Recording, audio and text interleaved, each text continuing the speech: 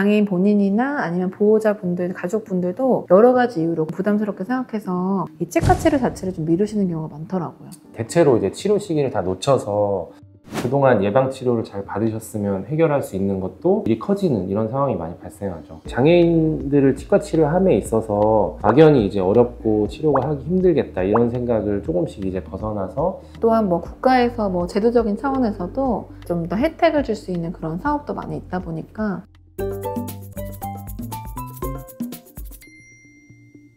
안녕하세요 여러분, 치과부부입니다. 네, 우리가 장애인하고 정의를 내리면 신체적, 정신적으로 좀 장애가 있어 일상생활에 제약이 좀 있는 분들을 이제 보통 일컫는데요. 우리가 보통 장애인 치과 치료도 많이 하잖아요. 장애 중에서도 이제 보건복지부가 정한 그런 장애 유형 15가지 중에 특히 중증 장애, 굳이 따져보자면 지적장애, 자폐장애, 정신장애, 그리고 뇌병변 장애처럼 특별히 더 좀 치과 치료가 힘드신 분들, 그런 분들이 있잖아요.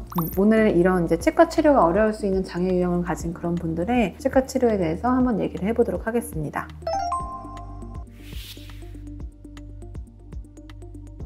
정신장애나 뇌병변장애, 지체장애 이런 것들은 실제로 우리가 협조하에 치과 치료를 하기가 좀 어렵기 때문에 치과의사뿐만 아니라 환자들도 힘들어하고 보호자도 같이 모두가 힘든 과정이 되기 때문에 장애인 본인이나 아니면 보호자분들, 가족분들도 여러 가지 이유로 부담스럽게 생각해서 이 치과 치료 자체를 좀 미루시는 경우가 많더라고요. 그래서 오랜만에 오시는 분들 보면은 대체로 이제 치료 시기를 다 놓쳐서 그동안 예방치료를 잘 받으셨으면 해결할 수 있는 것도 일이 커지는 이런 상황이 많이 발생하죠. 일단은 여기 치과에 진입하는 것 자체가 굉장히 진입장벽이 높으신 것 같아요. 그래서 굉장히 오랜만에 치과에 방문하셔서 치료할 거는 많지만 섣불리 이거는 이제 제가 봐도 이걸 치료할 수 있을까라는 생각도 들고 해서 여러 가지 시스템을 좀 더 갖춰야겠다 이런 생각을 한 적이 되게 많거든요. 사실 그 소아치과는 장애인 치료에 대해서 친숙한 게 저희는 항상 수련받을 때 공부할 때도 항상 장애인 치과학을 항상 같이 공부를 하고 해서 사실 옛날에는 좀 대학병원이나 이런 큰 치과병원급에서 좀 전신마취하에서 한 경우가 많았는데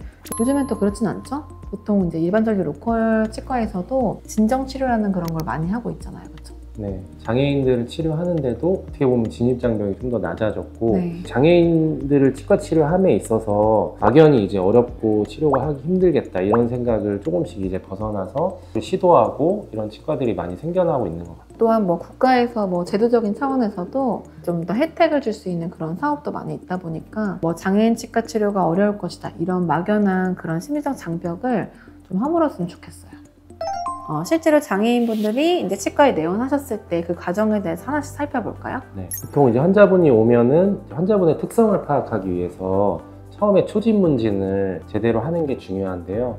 일단은 어떤 음식을 주로 먹으며 어떤 약을 먹고 있는지, 그리고 이제 위생 관리를 어떻게 하는지 이런 것들에 대해서 이제 알고 있을 필요가 있고, 어떤 행동을 피해야 되고 어떤 말을 좋아하고 이런 것들도 알아둘 수 있으면 좋을 것 같고, 그리고 이제 가장 중요한 거는 치과 치료할 때는 항상 의사소통을 해야 되는데 특히나 정신장애나 지체장애 같은 경우에는 의사소통에 어려움이 있기 때문에 아주 천천히 접근하면서 의사소통을 하는 게 중요하고, 소진 때는 친해지는 과정도 있고, 그러는 과정에서 환자를 세심하게 관찰하면서 그 환자와의 관계를 쌓는 게 중요한 것 같아요. 보호자든 환자든 치아 관리의 중요성에 대해서 충분히 평소에 인지를 하지 않는 경우가 되게 많더라고요. 평소에 이런 예방적인 그 관리가 훨씬 더 중요한 측면이라는 거를 꼭 알려드리고 꾸준하게 내원하는 게 되게 중요한 일이라고 꼭 알려드리는 게 좋을 것 같아요.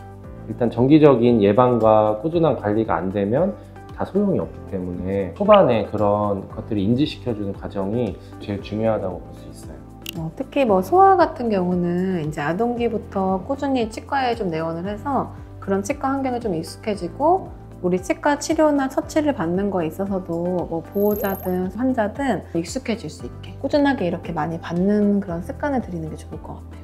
그러면 일단 초진 문진 과정이 끝나면 이제 그 다음에 치료 계획으로 넘어가겠죠? 그런 치료할 때 좀 다른 점은 이제 협조도가 좀 불가능할 수 있기 때문에 진정치료라고 부르는 그런 걸 도움을 받기도 하잖아요. 이런 것들이 이제 발달되지 않았을 때는 일방적으로 이제 전신마취를 해서 묶어서 치료를 한다거나 한 번에 이제 치료를 완료하는 거를 중점적으로 뒀다면 앞으로는 이제 정기검진과 꾸준한 치료가 중요하기 때문에 조금 힘들더라도 의식이 좀 있는 상태에서 협조를 구하면서 치료하는 게 더 긍정적이다 보니까 인식화 진정이나 진정치료를 동반해서 치료를 시도하는 경우가 더 많은 것 같아요. 뭐 얕은 증정부터 약물을 쓰는 그 방법에 따라서 깊은 증정까지. 그죠. 이제 환자의 반응을 보면서 가능하면 얕은 진정으로 이제 시도를 하다가 조금씩 이제 진정의 강도를 높여서 치료받을 수 있는 선에서 치료를 하게 됩니다.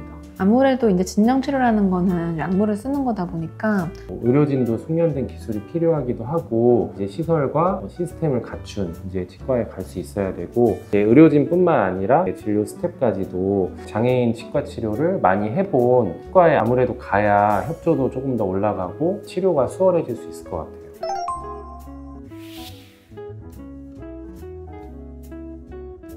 요즘에는 이제 뭐 급여나 이런 부분에서도 네. 이제 제도적인 차원에서도 많이 발달을 했잖아요. 사실 예전에는 이제 아무래도 전신마취 비용도 급여가 되지 않았기 때문에 되게 비싸고 막 그랬어요. 근데 요즘에는 제도적으로 많이 개선이 돼서 전신마취도 급여화가 돼서 본인 부담금이 굉장히 낮아졌고 지자체에서도 중증 장애인 치과 치료에 대해서 지원 사업이 되게 많더라고요. 복지카드나 이런 거 등록이 돼 있으면 불소도포가 급여화가 가능하고 요즘에는 장애인 치과 주치의라고 해서 그런 사업도 있더라고요. 예방 사업 같은 거죠. 그렇죠. 이제 올해부터 이제 전국적으로 실시되고 있는데 우선은 이제 주치의 사업이라고 하는 건 원래부터 있었는데 보통 네. 우리가 초등학교 4학년 때가 되면은 학교에서 이제 주치의 사업을 이제 지자체마다 하는데 그 목적 자체가 예방에 관련된 거잖아요. 그쵸. 불소도포나 치석 제거 그리고 양치질 습관 이런 것들을 배우면서 내가 이제 구강 위생을 좀 더 힘쓸 수 있게 하는 건데 아까 말했듯이 장애인들은 훨씬 더 예방 관리가 되게 중요하기 때문에 그런 부분에서 이 장애인 치과 주치의가 탄생하게 된 것 같고 치과에서도 인증을 받아서 시행을 해야 되는 것 같아요. 그래서 이제 그 사업의 목표는 중증 장애인이 주치의 등록한 치과 의사를 통해서 지속적인 구강 관리를 받는다. 그럼 어떻게 그런 치과들을 어떻게 찾을 수 있어요? 국민건강보험공단 그 홈페이지에 가서 건강위에 들어가면 그걸 찾을 수 있는 그 경로가 있다고 해요. 거기서 그 장애 주치의 사업을 하는 그런 치과만 찾으면 거기에 내원하시면 그 치과에서 아마 도움을 주실 것 같아요. 치과에 내원하실 때는 복지카드가 있거나 장애인 등록증이 있다고 얘기를 해주시면 좋을 것 같아요. 장애가 있으시거나 아니면 가족분들 중에 장애가 있으신 분이 계신다면 이런 제도적인 측면도 많이 관심을 가져보시면 좋을 것 같습니다.